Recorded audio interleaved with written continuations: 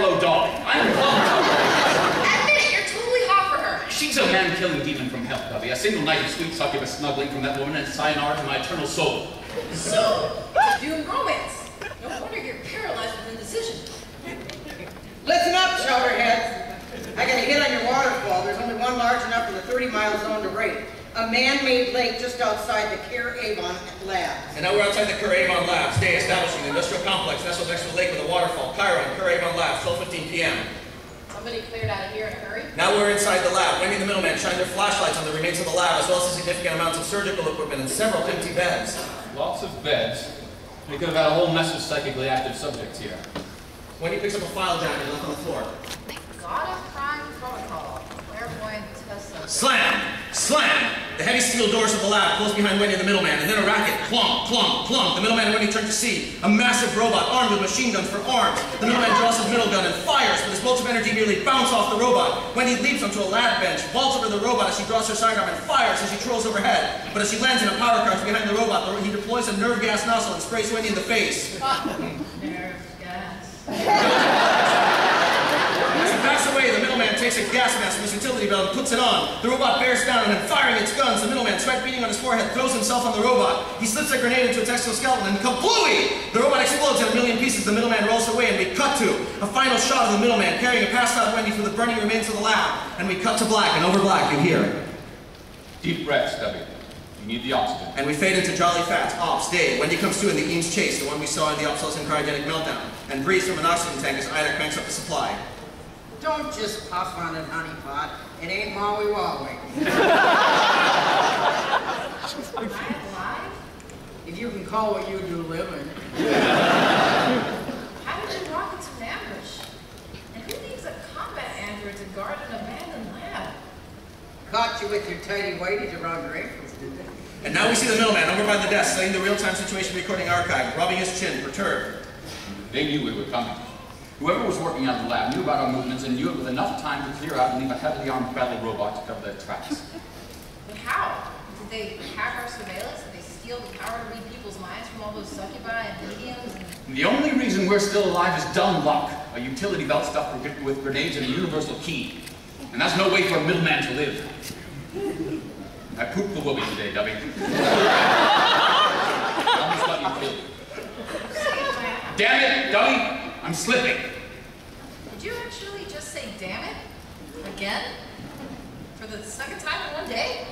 When that murderous robot came after us, I had one thing and one thing only on my mind. It was the reason I didn't see the attack coming. I've lost my focus, and I know the reason why. Stay here, study the real-time situation recording archive in the Hadar. Don't step out of HQ until we get to the bottom of this. Where are you going? Here's something I have to do. You mean like go to the bathroom, big cake? We do have a mission, remember? The bad guy stealing supernatural powers? I won't be any good to you until this is settled. And off Wendy and Ida, watching as the middleman steps away, we go to a montage. Wendy and Ida work diligently, studying the Hadar, tapping the real-time situation recording archive. The middleman goes to headquarters, changing room, which we saw in the Manicoid teleportation conundrums. He changes out of his middle uniform into civilian clothes, a white button-down shirt and khakis. He looks like Christopher Reeve in Superman 2.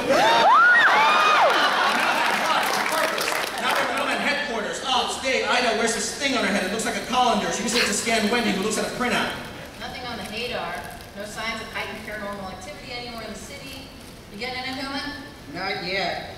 But that might just be all the THC in your system blocking the body sleep. Wait a minute. I got a hit.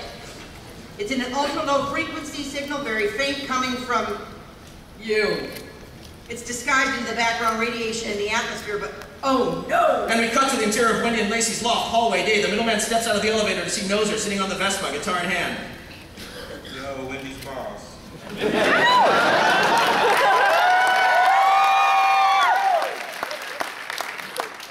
I mean?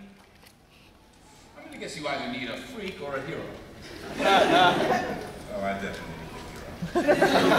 You and I both, Mr. Noser. And with that, the middleman slams open the door to Wendy and Lacey's loft, where Lacey sits on the egg chair, standing to face the middleman. Their eyes meet. No words need to be said. The middleman closes the distance between them. He scoops up Lacey in his arm and kisses her, passionately on the lips. We smash cut to.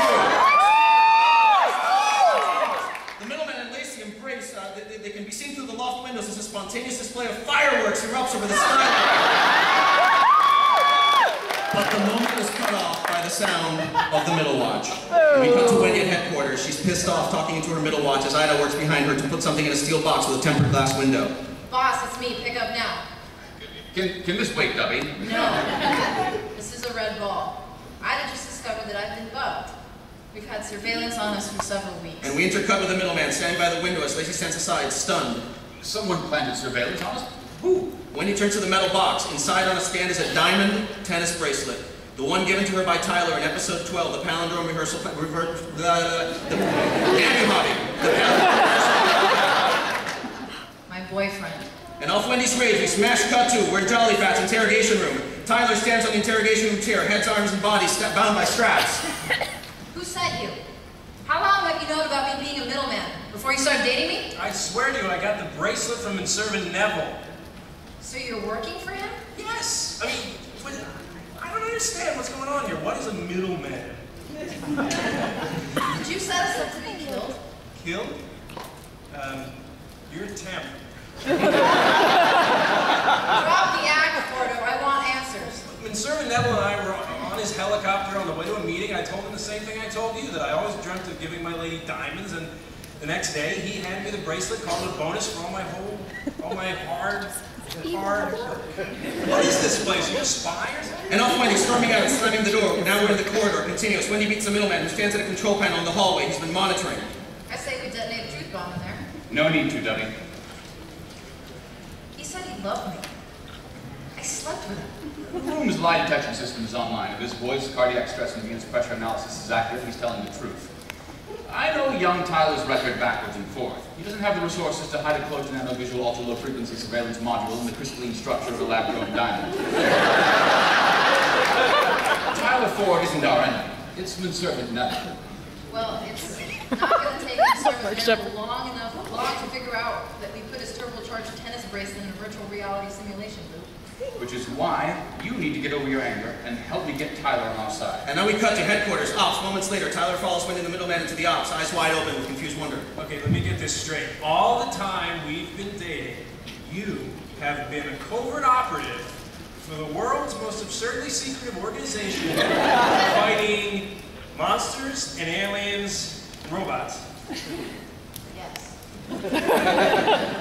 So you've been lying to me since we met. If she deceived you, Tyler, it's because I demanded it. It's my fault, not hers. And don't forget, you were a recruit of this organization, but for a twist of fate, it could have been you in the uniform. It's just that if I'd known, I might have realized that I got my job with Servant Neville in Factual Industries because he wanted someone on the inside. All that time I was wearing that suit doing Servant Neville's bidding, all I was ever good for was to give people a bracelet. Tyler, there's things we need to understand. Why would Servant Neville kidnap succubi, mediums, and clairvoyants? I think I missed that Neville, I don't know. What about Kerr Avon Labs?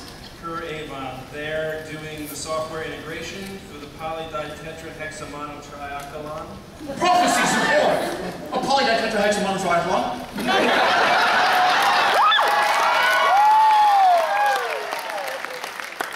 You've heard of it. Not since that cheeseball supervillain Dr. Sirloin tried to build one to turn all the cell phones in the world into monomaniacal hive mind. So this polyditetrahexamonotrialkyl, I can't do it. So this polyditetrahexamonotrialkyl is some kind of hive mind maker? Go back to Jamaica Green. It's the device that's going to upload the new software upgrade to all the U-Masters in the world, linking every U-Master out there into a single, infinitely powerful network. 1 in every 25 people in the world have U-Masters. Imagine the massive supernatural ability of all those stolen pineal glands coupled with the unlimited computing power of such a network. A person whose access to the psychic plane, turbocharged by the power of so many U-Masters, would be able to read everyone's thoughts, plant suggestions in their minds, and maybe even shape the very nature of reality itself. With a working polyditetrahexamonotrialkyl, the Servant Neville will have the power of a living God!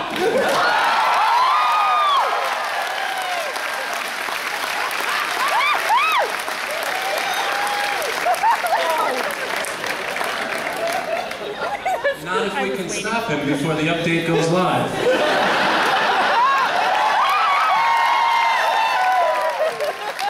I know all of Servant Neville's secret codes. I know the headquarters of Factual Industries like the back of my hand. get to the polyditetrohexammonotriathlon. Grand Central, lead the way. Wait,